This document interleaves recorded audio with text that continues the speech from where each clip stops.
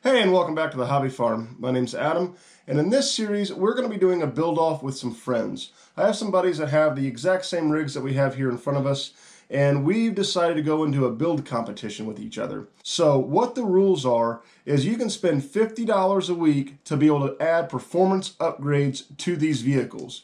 You can do anything from modification and bodywork free. The Traxxas TRX4 and the Axial 10.3 are going to be the two primary competitors of these builds. Now these guys also have similar rigs, but it's up to the driver to be able to see what they want to do and how they want to change the customization on parts and performance when it comes down to building the rig. So let's take a look at the Traxxas TRX4 and what I've already done to it. So as you can see here, this is just a pure out-of-the-box stock Traxxas. Stock motors, suspension, haven't really done too much to it. The only thing I have done is add this light kit to it. I'm trying to make this build a more scale build, and the turn signals and reverse lights, high beams really came off as an attractant to me, so I went ahead and threw those on there. But other than that, this build is completely stock.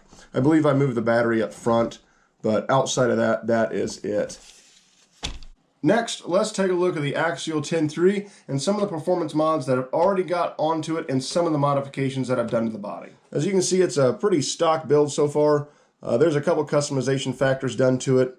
The front servo did end up going out the other day when I was playing with it, so I did replace it with a 900 Reefs Smart Servo. I actually love that servo. It's a fantastic servo. It's a little pricey, but it's well worth the money. Other things I've done, I have removed the back battery tray and relocated the battery up front. Also, I've made some homemade wheel wells.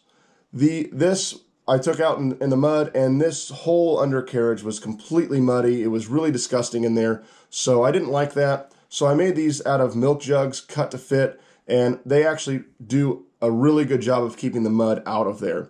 So that's all I've really done to this build so far. I'll probably, before the meet tomorrow, go ahead and remove this tray, try to lighten the load a little bit.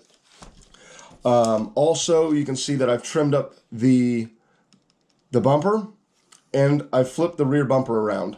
So that way I have a little bit more approach angle in the back, or departure angle in the back. But other than that, everything is stock on here. All right, so let's head out to the outside course and get a baseline for these two rigs. This is going to be the starting point for everyone's build in this competition.